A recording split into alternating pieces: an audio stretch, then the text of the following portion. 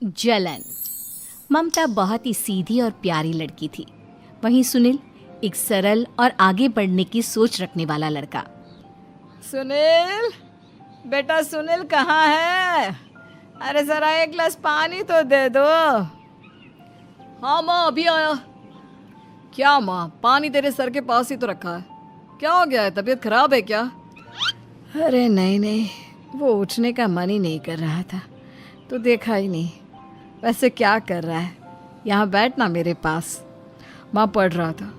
वो क्या है ना, नौकरी में तो वक्त नहीं मिलता, अब ऑफिस से घर आकर ही तो वक्त मिलता है। अच्छा अच्छा ठीक है, पढ़ ले जा बेटा। सुनील पढ़ लिख कर और आगे बढ़ना चाहता था, लेकिन माँ की तबीयत खराब देखकर सोचता है कि शादी ही कर ले। कब तक माँ का ख्याल वो अकेले रख पाएगा? तो एक दिन, माँ ये ममता है, मैंने इससे शादी कर ली है। तुम्हारी तबीयत भी ठीक नहीं रहती, तो मैंने सोचा शादी कर लेता हूँ। घर संभालने वाली और तुम्हें संभालने वाली कोई आ जाएगी तो अच्छा रहेगा। माँ अचानक से सामने बहू देखकर हैरान रह जाती है। बेटा ये क्या बात होती है? न बैंड, न बाजा, न दहेज, न शगुन, ऐसे कैसे बहू आ गई? माँ तू तो जानती है, मैं नौकरी के साथ पढ़ाई कर रहा हूँ, तो कहाँ से इतना पैसा बचा पाता कि धूमधाम से शादी करता।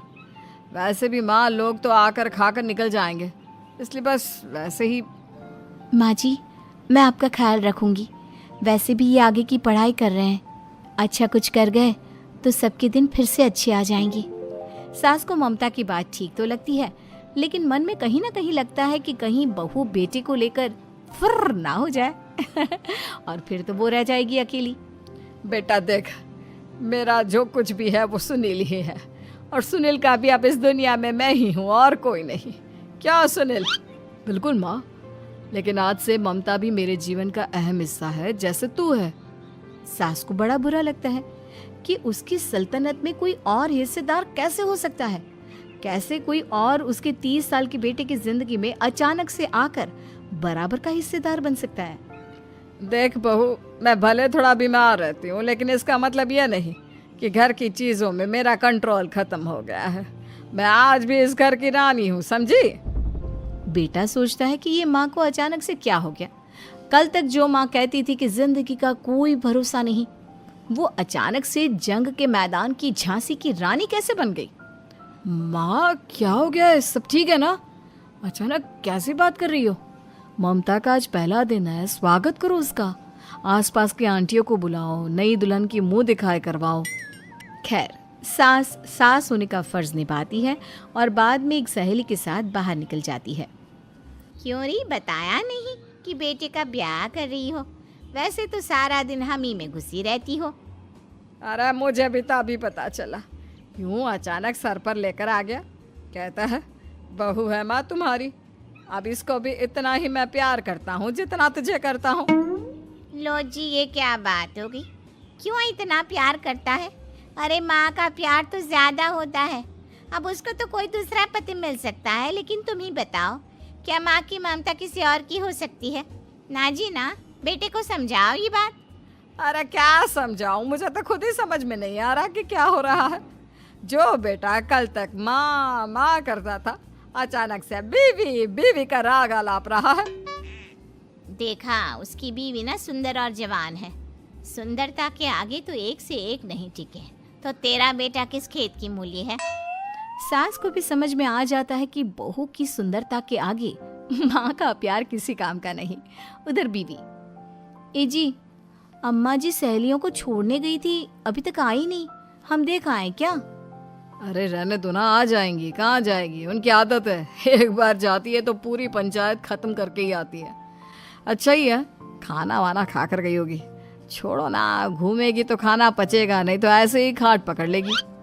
बहू भी शांत हो जाती है। उधर सास सोचती है कि आज थोड़ा देर से ही घर जाती हूँ, जब बेटा परेशान होकर ढूंढेगा तब मजा आएगा। बीवी को खुद ही पता चल जाएगा कि माँ के आगे उसकी दाल नहीं गलेगी। लेकिन वहीं दूसरी ओर घर पर, ए जी, माँ जी अभी भी नहीं आई, हमको तो घबराहट हो रही है कि क्या करें, जाकर पता करें किसी के घर। अच्छा, कहाँ जाओगी ये भी बता दो। पहला दिन है तुम्हारा इस घर में और एक ही दिन में मोहल्ला छानोगी क्या?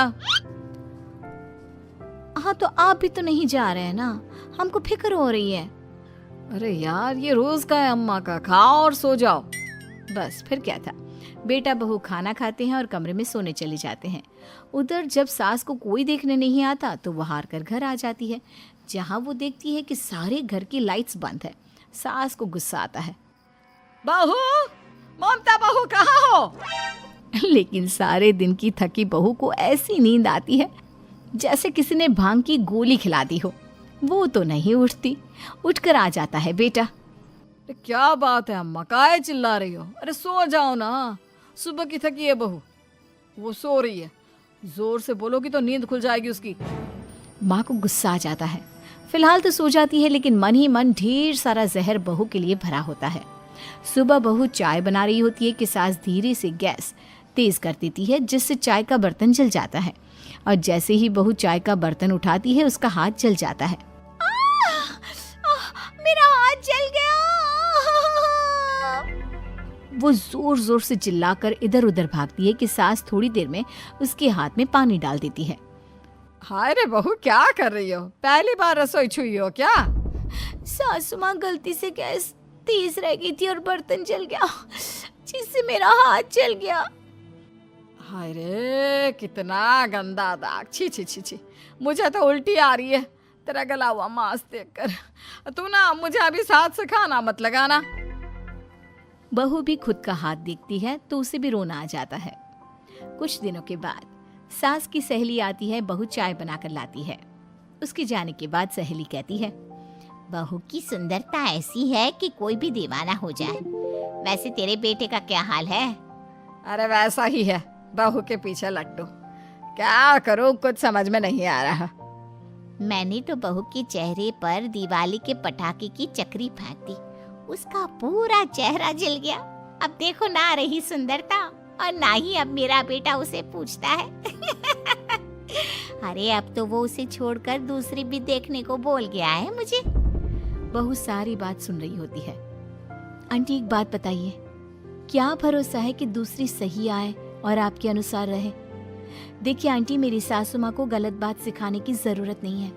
हमारा परिवार साथ में खुशी से रह रहा है। देख बहू, मेरी सहेली की बेइज्जती ना कर, वही अच्छा रहेगा तेरे लिए, समझी? बहू नहीं मानती है। वो बार बार उनकी सहेली को घर से निकल जाने को कहती है। तभी सास की सहेली पास के चूल्हे से लकड़ी लाकर बहू के चेहरे पर लगा देती है। बहू जोर जोर से रोने लगती है। अरे ये क्या कर दिया? मैंने कहाँ किया, ये तो तूने किया। तू ही नहीं चाहती थी कि बहू बेटे के साथ रहे, भला मैं क्यों करूंगी? मैं तो चली, निपटो अब। बहू रो रही होती है, दर्द से चिल्ला रही होती है, लेकिन सास उसे डॉक्टर के पास नहीं ले जाती। तभी पति आता है। क्या हो गया ममता? ये दाग कैसे लगा? तुम कैसे जली? ममता कुछ नहीं कहती, बस दर्द से करा रही होती है। पति माँ की तरफ देखता है। हो ना हो माँ, ये पक्का आपका काम है। आप ही ममता से जला करती थी ना। देखना माँ, अब पुलिस आएगी, केस बनेगा, लेकिन पहले मैं ममता को अस्पताल लेकर जा रहा हूँ। सभी अस्पताल जाते हैं, जहाँ डॉक्टर ममता की सास से कहते हैं, आपने तो नहीं जलाया ना बहू को? अब ममता की सास के तो पसीने छूट रहे होते हैं। वो घबरा कर कहती है, ना ना डॉक्टर साहब, कैसी बात करते हैं? हम क्या जलाएंगे अपनी बहू को? डॉक्टर ममता के पति से पूछते हैं। देखिए, क्योंकि ये ससुराल में जली है तो मामला पुलिस का बनता है, तो आप पहले पुलिस को बुलाइए, तभी इलाज पूरा होगा। सास डर जाती है कि अब तो बच्ची जिंदगी जेल में ही रहना होगा। रहने दीजिए ना, पुलिस को क्यों बुलाना? सारी हंसी खत्म हो जाएगी जब पुलिस के डंडे पड़ेंगे। बहू को जलाना भले ही बहुत आसान हो, लेकिन उसके बाद सारी जिंदगी जेल की हवा खाना। सास डर जाती है। पुलिस आती है। पास लेटी दर्द से करा रही ममता स्टेटमेंट देती है। तो क्या हुआ था? कैसे जली आप? ममता पास खड़ी सास को देखती है। बेटी बताओ, कैसे जल गई तुम? ओए, काका का किरण वाली शाहरुख, चुप, बिल्कुल चुप। सास चुप। सभी इंतजार करते हैं कि ममता क्या बोलेगी। जी मैं खाना बना रही थी, लकड़ी उड़कर मेरे ऊपर गिर गई और मैं जल गई। सास बहू की बात सुनकर रोने लगती है। देखा माँ, कितनी समझदार है ममता। ये चाहती तो, हाँ बेटा, ये चाहती तो मैं आज जेल में होती। मुझे माफ कर दे, मैं आगे से अभी कभी ऐसा नहीं करूंगी। बहू के साथ मिलकर रहूंगी, मुझे माफ कर।